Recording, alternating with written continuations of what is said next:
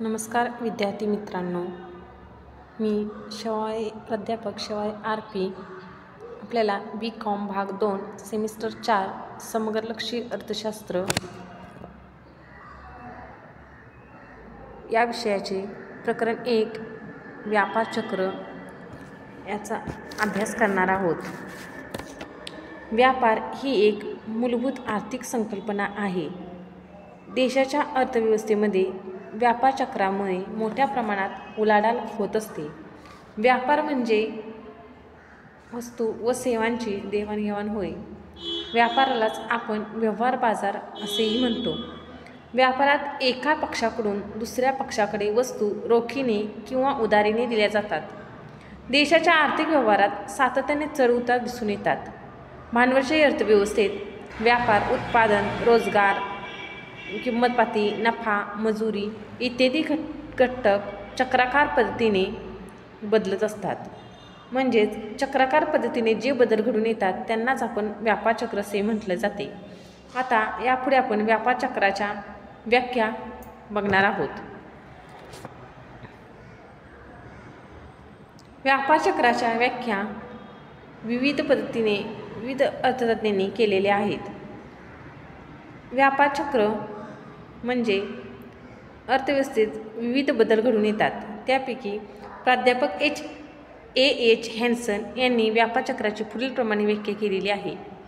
अतिपरावलंबी असणाऱ्या आधुनिक समाजातल्या इतर विभागांमध्ये तेजी अगर मंदी पोहोचविणाऱ्या अर्थव्यवस्थेच्या औद्योगिक विभागाचे प्रकटीकरण म्हणजे व्यापार चक्र होय।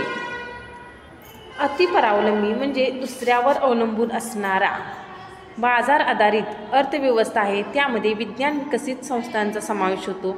अशा सर्व व्यवहारांचे माहितीचे ज्ञान असणे म्हणजे व्यापार चक्र होय। प्राध्यापक शुम्पीटर आर्थिक घडामोडीच्या बाबतीत दीर्घकालीन संतुलन स्थितीत तरंगाप्रमाणे घडून येणारे चढउतार म्हणजे व्यापार चक्र होय। दीर्घकालीन संतुलन म्हणजे काय तर अर्थव्यवस्था, उद्योग किंवा व्यवसायात दीर्घकाळात स्थिरता असणे म्हणजे दीर्घकालीन संतुलन होय।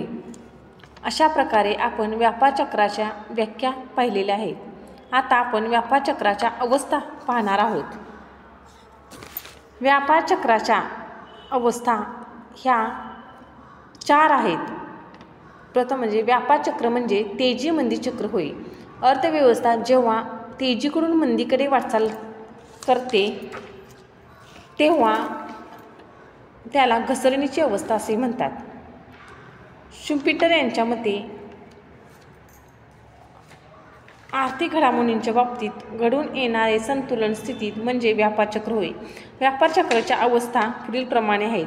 त्यामध्ये 1 तेजी अर्थव्यवस्था पुनरुज्जीवन अवस्थेतून तेजीच्या अवस्थेकडे वाटचाल करीत असते। तेजीचे वैशिष्ट्य म्हणजे सर्वच क्षेत्रात वाढ होत असते। कच्चा माल, मजूर, भांडवल इत्यादी उत्पादक घटकांची मागणी वाढते। त्यामुळे कच्च्या मालाच्या किमती वाढतात। खंडाचे दर, वेतन दर, व्याजदर इत्यादीत वाढ होते। तेजीच्या काळात उत्पादन व व्यापार या दोन्ही क्षेत्रात वाढ होते। त्यामुळे रोजगारातही वाढ होते।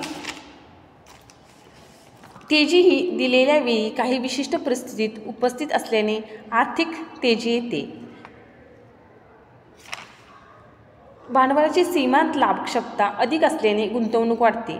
संयोजकांचा आत्मविश्वास द्विगुणित झाल्याने ते भांडवली वस्तूंमधील गुंतवणूक वाढवितात। साहजिकच रोजगारातही वाढ होते। उपभोग्य वस्तूंची मागणी वाढल्याने किमती वाढतात व नफ्याचे दर वाढतात।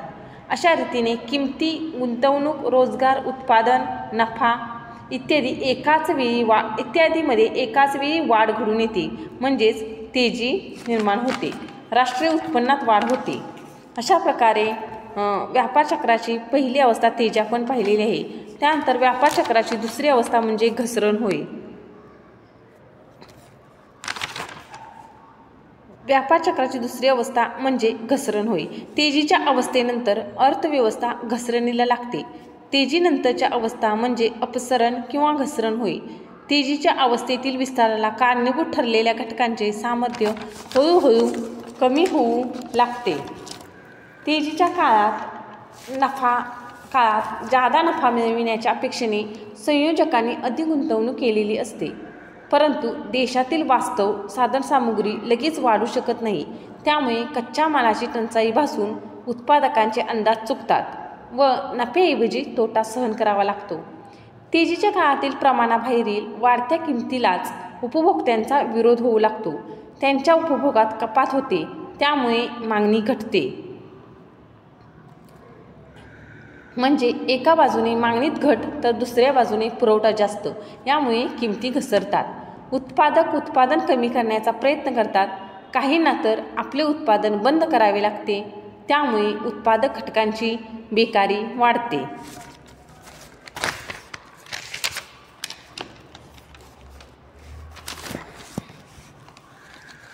तेजीच्या काळात कार्यक्षम उत्पादन घटकांबरोबर अकार्यक्षम उत्पादन घटकांचाही वापर उत्पादन कार्यासाठी होतो. सर्वच उत्पादन घटकांना त्यांच्या कार्यक्षमतेपेक्षा जास्त मोबदले दिले गेल्याने उत्पादन खर्चात वाढ होते. उत्पादन अधिक खर्चिक बनते. तेजीच्या काळातील प्रमाणाबाहेरील वाढत्या किमतीला उपभोक्त्यांचा विरोध होऊ लागतो. म्हणजे एका बाजूने मागणीत घट तर दुसऱ्या बाजूने पुरवठा जास्त. यामुळे किमती घसरतात. उद्योगपती व व्यापारी यांनी बँकांची पूर्वी घेतलेली कर्जे परत करणे कठीण होते. त्यामुळे कर्जाची थकबाकी वाढते. कर्ज व्यवहार कमी होतात. अर्थव्यवस्थेतील विश्वासाचे वातावरण नाहीसे होणे. सर्वत्र चिंतेचे व निराशेचे वातावरण सुरू होते. उद्योग, व्यापार, बँकिंग इत्यादी सर्वच क्षेत्रांची निराशा होते. भांडवल गुंतवणुकीत घट होऊन भांडवली वस्तूंचे उत्पादन घटते. अशा प्रकारे व्यापार चक्राची ही अवस्था आहे. या पुढील अवस्था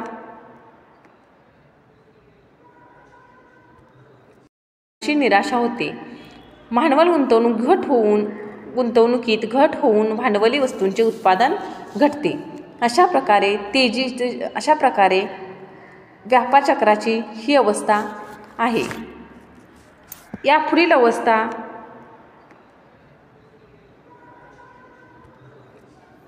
म्हणजे तिसरी अवस्था म्हणजे मंदी होय. व्यापार चक्राची ही तिसरी अवस्था आहे.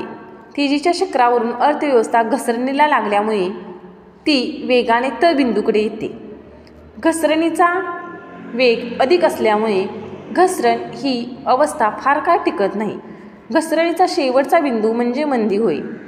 मंदी ही तेजीच्या विरोधी अवस्था असते. मंदीच्या काळात सर्वच आर्थिक आघाड्यामुळे निराशेचे वातावरण असते. एकूण उपभोग, एकूण उत्पादन, एकूण रोजगार, एकूण उत्पन्न इत्यादीमध्ये मोठी घट झालेली असते. किमती कमी झाल्याने नफ्याचे प्रमाण कमी असते. त्यामुळे गुंतवणूक घटते व बेरोजगारी वाढते. अर्थव्यवस्थेतील प्रभावी मागणी घटल्यामुळे संयोजक उत्पादन वाढीच्या नवीन योजना हाती घेतात. रोख्यांच्या किमती घटल्याने रोखे बाजारात घबराटीचे वातावरण निर्माण होते. शेअर्सच्या किमती कमी झाल्याने शेअर्स बाजार गडगडतात.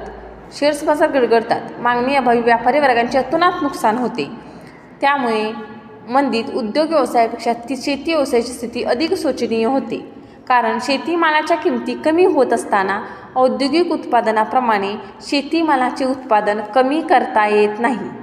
कृषी आधारित उद्योगांतील कच्च्या मालाच्या किमती व अन्नधान्याच्या किमती कमी होत असल्याने शेतकऱ्यांचे उत्पन्न घटते. मंदीच्या काळात सर्वच आर्थिक व्यवहार थंडावतात. त्याचे अर्थव्यवस्थेत दूरगामी अनिष्ट परिणाम होतात. सापेक्षतेने मंदीची अवस्था अधिक काळ टिकून राहते. घसरण आणि मंदी यात तसा मोठा फरक असत नाही. घसरणीच्या अवस्थेत काहींचा रोजगार जातो तर मंदीत अनेकांना रोजगार उपलब्ध होतो. अशा प्रकारे व्यापार चक्राची ही तिसरी अवस्था स्पष्ट केलेली आहे. व्यापार चक्राची पुढील अवस्था आहे ती म्हणजे पुनरुज्जीवन. पुनरुज्जीवन म्हटल्यानंतर काय आहे की पुन्हा नव्याने सुरू करणे. अर्थव्यवस्था मंदीतून बाहेर पडून पुन्हा विकासाकडे वाटचाल करू लागते. अशा अवस्थेला पुनरुज्जीवनाचा टप्पा म्हणतात येईल. मंदीच्या निर्मितीस जे घटक कारणीभूत झालेले असतात त्याच घटकातील बदलांमुळे अर्थव्यवस्था मंदीतून बाहेर येऊन पुन्हा पुनरुज्जीवनास सुरुवात होते. आर्थिक मंदीचा काही कालावधी गेल्यानंतर हळूहळू टिकाऊ उपभोग्य वस्तू व यंत्रसामग्री बदलण्यासाठी नवीन यंत्राकरिता मागणी येते.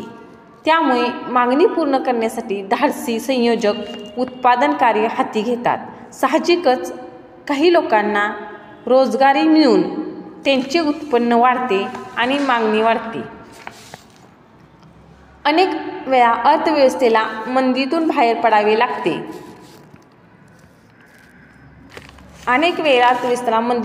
पडावे लागते.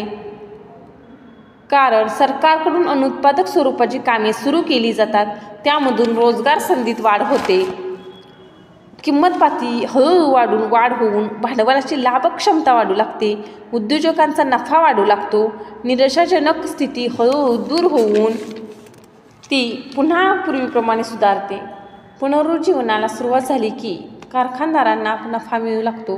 ते उत्पादन वाढीच्या योजना आखतात. कारखानदारांची व व्यापाऱ्यांची उलाढाल पाहून बँका व्यवसायांना कर्जे देण्यास तयार होतात. कर्ज व्यवहारात वाढ होऊ लागली की बँकांची पतनिर्मिती वाढत जाते. अशा प्रकारे व्यापार चक्राची ही अवस्था आहे ती पुनरुज्जीवनाची आहे. बँकांनी कर्ज पुरवठा करण्याचे धोरण स्वीकारल्याने पतविस्तार होऊन अर्थव्यवस्थेत पुनरुज्जीवनाची अवस्था निर्माण होते. अशा प्रकारे व्यापार चक्राची आपण ही चौथी अवस्था पाहिलेली आहे. अशा प्रकारे आपण या प्रकरणामध्ये व्यापार चक्र म्हणजे काय व व्यापार चक्राच्या अवस्था तेजी, मंदी, घसरण व पुनरुज्जीवन हे अभ्यासलेले आहोत. आता पुढील